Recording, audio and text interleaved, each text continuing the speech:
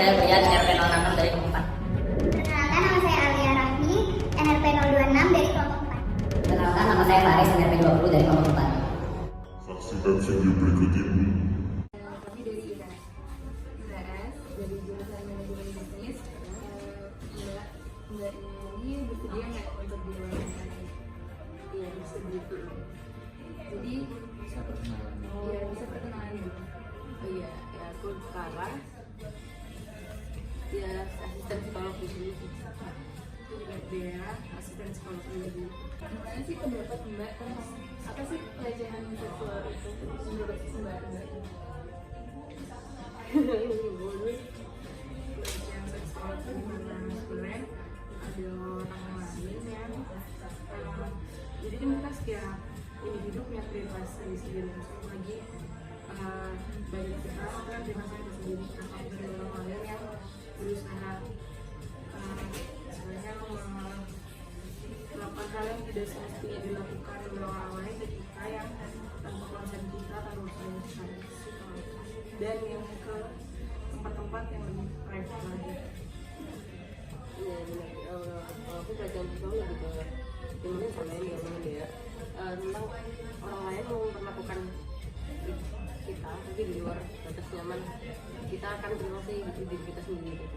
Jadi makanya kayak Pauline kan juga melakukan tapi dia juga tidak melakukan tentang privasi kita hal pribadi kita gitu. Menurut Mbak, apa aja sih bentuk-bentuk pelecehan seksual itu?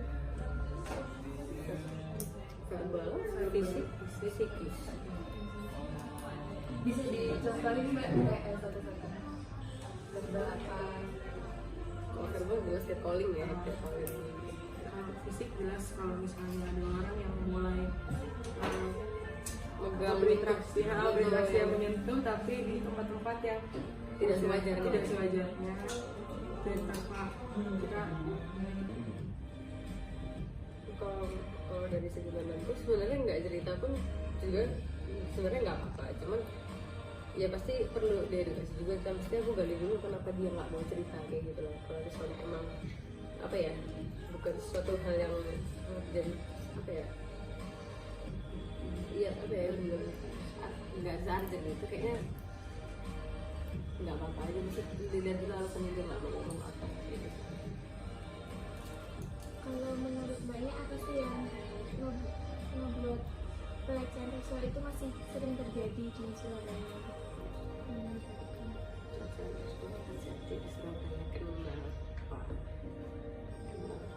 Kenapa ya? Ada aku selalu kalau aku nggak selalu sih kayak menganggap emang karena Indonesia apa Belum dianggap urgent juga. iya maksudnya karena apa ya, aku mau bilang budaya sebenarnya itu juga budaya yang salah ya dari dulu. Sebenarnya kalau misalnya kayak calling itu ada dari zaman dulu, zaman Pak Ade itu tuh udah ada kayak gitu, emang udah lama banget. Terus kayak kenapanya, karena aku ngerasanya karena budaya patriarki Indonesia sih kalau menurut dari sudut pandangku, karena cowok kan ya patriarki kan cowok yang lebih menang kayak merasa punya kuasa gitu sih. Dan lebih ke blaming aja sih, kadang-kadang kayak misalnya ada cewek dilecehkan lebih blamenya tetap yang karena ceweknya pakaiannya terbuka misalnya gitu. Apa menurut Mbak, apa pelecehan seksual di Surabaya itu masih banyak terjadi atau sudah sedikit? Kalau saya sendiri sih melihat itu masih sering. Maaf ya Mbak, kalau pertanyaannya agak mungkin apa Mbak pernah mengalami pelecehan seksual? Iya. Bentuk yang Mbak terima itu kayak gini. Secara verbal juga ada dan tindakan juga ada. Jadi ya baru-baru ini saya alami itu yang catcalling. Bagaimana tindakan Mbak untuk setelah mengalami pelecehan seksual itu, apa yang Mbak lakukan? Ya gimana ya, kalau saya sendiri sih ketika ada tindakan itu ya saya tuh bingung kayak ini orang kenapa sih, jadi tidak saya lebih milih kayak diam dan menghindari lah proses itu. Perasaan Mbak saat mengalami pelecehan seksual itu ya tertekan atau takut, bingung, terus pengen segera pergi aja dari tempat itu. Kalau Mbak ngeliat wanita dilecehkan atau orang lain dilecehkan, Mbak itu tindakan yang harus atau sifatnya atau perasaan Mbak? Ya kalau dari perasaan saya ya kasihan ya korbannya juga.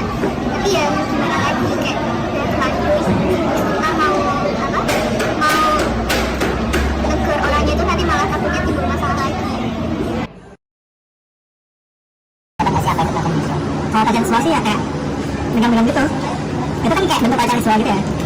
Terus Mas sendiri tahu nggak sih kayak ada banyak kasus terjadi di Surabaya apa enggak menurut Mas sendiri? Sejauh ini sih saya kayak ngeliatnya biasa aja, maksudnya kayak ya ketika kalian kayak biasa aja nggak sih di Surabaya tuh ngeliat temen kalian megang ya apa sih yang enggak gitu, ya nggak sih? Terus menurut Mas sendiri kalau saya boleh nanya, Mas pernah nggak sih ngelakuin hal yang melecehkan gitu? Kan kalau cowok nggak ngelakuin kayak gitu tuh suatu hal yang aneh ya, maksudnya kayak kita tuh nggak tahu ya kalau dari persepsi aku ngeliat apa namanya ketika misalnya jadi kayak di cowok-cowok itu pasti ada kayak sifat-sifat yang pingin buat tambahan gitu ya, dan menurut aku aneh aja sih kalau misalnya ada cowok yang belum pernah ngelakuin seksual gitu, harassment gitu. Coba deh seru kok. Biasanya Mas sendiri terpikir dari internal atau dari teman-teman dari eksternal gitu sih Mas? Pertama sih dari temen ya, karena dari temen itu kayak dia yang cerita tadi sebelumnya dari temen kayak ngasih tambahan, coba deh lu aja dia gimana reaksi dia gitu, terus dari situ ya coba-coba aja, terus kayak ya udah terus-terusan. Terus Mas menurut Mas kan hal ini kayak teori yang berlaku misalnya kakak ini jadi menyebabkan masalah pelecehan segala macam. Mas setuju apa gimana dengan kayak pendapat orang seperti itu? Kita setuju sih, soalnya kayak ketika kita ngeliat cara pakai kakak ini tuh menggoda nggak sih? Terus Mas biasanya kalau misalnya melakukan hal seperti itu caranya kayak gimana sih Mas? Cara yang Mas lakukan? Kalau cara yang saya lakuin tuh mungkin kalau saya bertahap ya, mungkin waktu SD SMP saya masih kayak calling aja, misalnya kayak masih apa namanya bising dan sebagainya. Terus waktu udah naik SMA, terus kayak saya udah mengenal kayak pacaran dan sebagainya, terus saya kayak mulai berani lah megang-megang cewek, megang-megang tangannya, terus berlanjut lah keterusan. Biasanya Mas ngelakuin hal kayak itu kayak belajar dari mana sih Mas? Kalau mau belajar yang Mas lihat tuh kayak apa dari sportmu atau apa mungkin? Apa dari teman-teman sendiri kayak langsung ngelakuin dia banget Mas? Kayak dari cerita temen sih, dari cerita temen terus termotivasi buat ngelakuin itu juga. Jadi Mas kalau bisa nanya Mas sampai sekarang berarti kayak masih pernah lah ya setidaknya ngelakuin apa udah kayak belum deh? Kalau dibandingin sama dulu ya kayak berkurang gitu nih.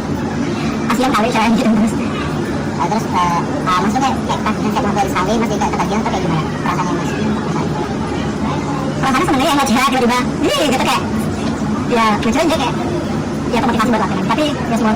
Jadi Mas tuh kalau misalnya ngerasain nggak sih kalau misalnya jadi korban tuh kayak gimana? Ya udah cuek aja kayak udah. Mungkin ya apa? Kayak Mas tuh misalnya Mas yang jadi korban Mas pernah nggak sih Mas jadi korban tuh ya udah cuek aja juga itu hal dari umum teman-teman tuh ya sering ngelakuin. Kalau aku sih belum pernah jadi korban, tapi kayak karena mungkin aku cewek jadi kayak udah alhamdulillah. Sekian, terima kasih ya Mas. Oh jadi Be, kamu nih pernah ini gak sih punya kayak pernah denger atau punya cerita urusan kerabatmu atau siapa yang kamu kenal tuh kayak dapat pelecehan seksual gitu? Kalau kayak kecil yang nggak parah sih ya ada, pasti ada lah. Kayak catcall gitu kan, lagi jalan terus ada cowok kan. Kalau di Surabaya kan masih banyak tuh bapak-bapak yang kayak gitu. Ya kalau itu sih sering banyak cerita. Tapi kalau yang sampai fisik dan parah yang sampai belum pernah. Kalau misalnya ada seseorang yang mengalami pelecehan seksual, menurutmu perlu gak sih teman curhat, terus perlu gak sih ketemu psikolog untuk memecahkan solusinya gitu? Kalau menurut saya tergantung merekanya sendiri sih. Soalnya kan ada orang yang memang kalau misalnya apa dikit disinggung dikit dia langsung down. Kalau itu ya itu perlu, karena kan yang diserang kalau sudah ke psikologi psikisnya mereka, kesehatan psikisnya mereka kan sudah beri lemah gitu, rentan akan hal-hal kayak gitu. Tapi kalau misalnya mereka masih bisa kuat dan nggak terganggu psikisnya sih kayak belum. Tergantung gimana mereka menanggapinya sendiri.